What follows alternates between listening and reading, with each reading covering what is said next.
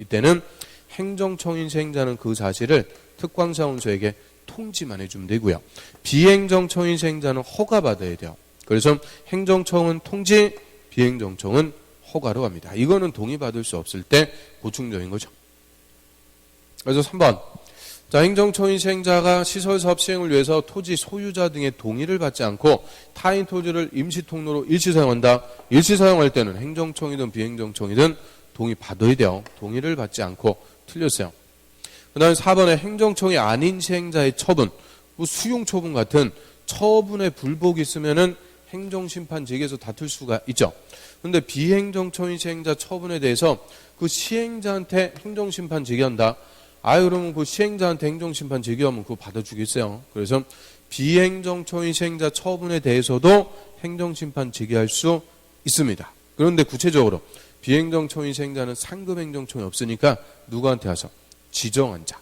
그 비행정청인 시행자를 지정한 자에게 행정심판을 제기해서 다투죠. 그럼 국토부 장관이 지정한 시행자면은 국토부 장관한테 와서 따지라는 거예요. 그래서 비행정청인 시행자 처분에 대해서는 지정한 자에게 행정심판을 제기. 이거 무슨 사업도 같아요? 무슨 사업? 그러면 뭐 사업이라고 해봤자 3개밖에 없다 그랬죠? 시설사업은 개발사업하고 똑같습니다. 그래서 개발사업도 비행정청인 시행자 처분은 지정한 자에게 제기한다. 그 다음 5번. 사업 시행을 위해서 특히 필요할 때 도시군계획설에 인접한 토지 등의 물건, 권리를 수용하는 것.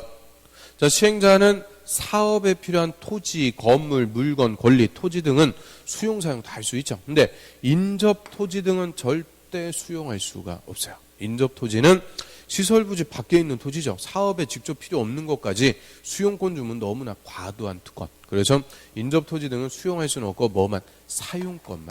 사용권만 인정을 해주게 되죠. 그래서 시설 부지 안에 사업에 필요한 토지 등은 수용, 사용, 인접 토지 등은 사용권만. 수용할 때는 절차 무슨 법 준용?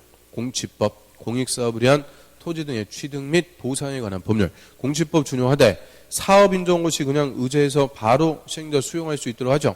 시설 사업에서는 사업 인정 시 의제해 주는 게 실시계획의 고시, 실시계획의 고시가 있으면 사업 인정 고시 다 있는 걸로 봐서 바로 시행자는 수용할 수가 있게 되죠.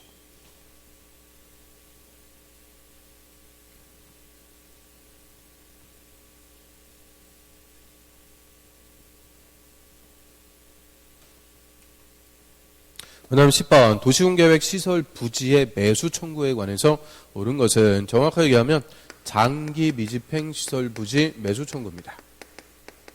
오랜 기간 사업 안 하고 있다. 여기서 장기라고 할 때는 10년, 강산이 한번 바뀌는 거죠. 10년 내 사업 안 하고 있을 때 그럼 사업을 했는지 안 했는지 기준은 뭐가 돼요? 실시계획의 인가. 항상 시설사업은 실시계획 인가. 이게 기준. 실시계획 인가가 나면 사업을 한 걸로 보는 거예요. 매수 청구할 수 없는 거죠. 그래서 10년 내 사업 안 하고 있을 때 시설부지에서 과도하게 재산권의 제한을 받는 토지 소유자, 지목이 대인 토지 소유자가 내 땅을 사주세요. 매수 청구라는 걸 할 수가 있죠. 1번. 시설 결정고시일부터 5년 내가 아니고 10년 내 사업이 시행되지 않을 때 매수 청구할 수가 있고요. 자, 오직 누구만? 지목이 대인 토지 소유자만 내 땅을 사주세요. 매수 청구할 수가 있죠. 그럼 매수 청구의 상대방을 매수 의무자라고 하는데요. 매수 의무자는 특광사원수로 한정된다. 자, 매수 청구의 상대방, 매수 청구는 원칙은 특광사원수한테 하는데 특광사원수로 한정되는 건 아니죠.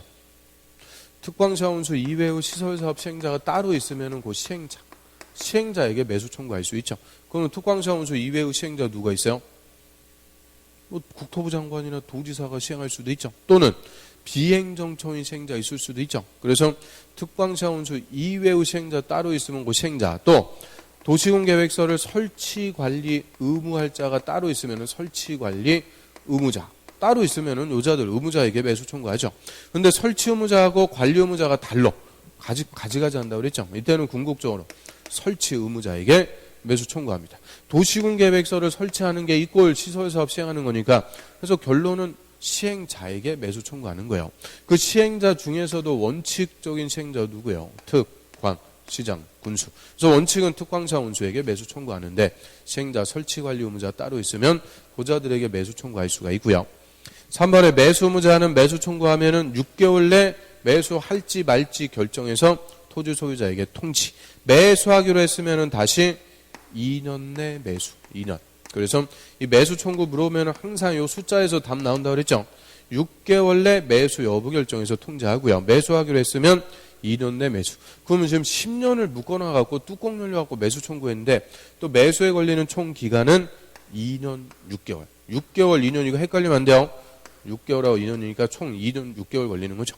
그래서 2년 6개월 꼭 정리하고요. 그럼 이런 매수 절차, 매수 가격은 무슨 법을 준용? 공치법을 역시 준용합니다. 공치법. 그래서 우리 수용할 때도 공치법. 수용을 안 해서 매수 청구해서 매수할 때도 공치법. 항상 토지를 취득할 때는 공치법 준용합니다.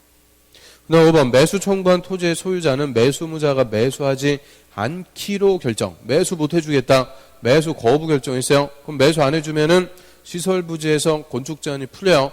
이제 시설 부지라도 허가를 받아갖고 건물 건축할 수 있는데 3층에 다세대 주택을 허가받아 건축할 수 있다. 다세대 안 됩니다. 그래서 매수 안 해줄 때는 허가받아갖고 3층 이하, 3층은 좋았어. 3층 이하의 단독주택, 1종 근생, 2종 근생, 공작물 이런 것들 설치할 수가 있죠. 그러면 다세대는 공동주택, 공동주택은 아예 안 됩니다. 공동주택은 아예 안 되고요.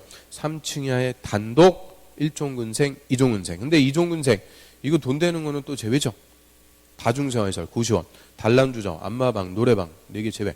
그래서 싼 것만 허가받아갖고 건축할 수가 있는 거죠.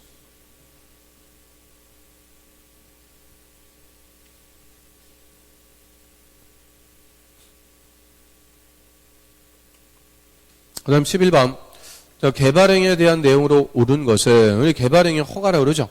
일정한 토지에 개발행위를 하려면 미리 난개발인지 아닌지 행정청에 허가를 받도록 함으로써 실질적으로 우리 국토가 난개발되는 것을 방지하게 한 제도를 개발행위 허가. 그러면 개발행위 허가제니까 허가 누구한테 가서 받아요?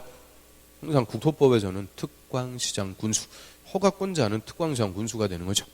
그러면 1번에 도시군 계획 사업에 의하는 경우라도 건물 건축할 때는 개발행위 허가 받아야 된다. 자, 우리 개발행위 허가 대상 1번이 뭐예요? 건물의 건축. 건물 건축하는 게 난개발인지 아닌지 허가 받아야죠. 건물의 건축. 두 번째, 공작물의 설치. 토지의 형질 변경. 토속 재취. 토지 분할. 물건 1개월 이상 쌓아놓는 행위. 이게 가장 기본적인 개발행위 허가 대상이죠. 그럼 건물 건축하는데 맨 앞에 뭐래요? 도시군 계획 사업. 도시군 계획 사업으로 개발할 때는 일체 허가 안 받습니다. 도시군 계획 사업은 계획적 개발 체계. 난개발의 우려가 없으니까 도시군 계획 사업으로 개발 행위를 할 때는 일체 허가 안 받아요. 그래서 도시군 계획 사업에 의하지 않고 개발 행위를 할 때 허가 받습니다. 그러면 도시군 계획 사업 뭐 있어요? 시설 사업, 개발 사업, 정비 사업.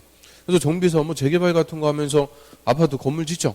그럼 재개발 사업으로 건물 건축할 때는 개발 행위 허가 받을 필요가 없다. 다 도시군 계획 사업, 계획적으로 개발하는 거죠. 그다음에 이번에 사업 기간을 단축하는 내용으로 허가받은 사항을 변경할 때는 변경 허가 받지 않아도 된다. 맞습니다. 여기서 키워드는 단축, 줄이는 거죠. 그래서 허가받은 사항을 변경할 때도 똑같이 허가 받아야 돼요. 새로 할 때 허가, 변경할 때도 허가. 그런데 경미한 사항의 변경은 허가 필요가 없다. 여기서 경미한 것은 줄인다 그랬죠. 사업 기간을 단축, 또 면적은 자, 65페이지 가볼까요? 65페이지. 65페이지 맨 밑에 경미한 변경은 허가 필요 없대요. 한 페이지 정도 보면.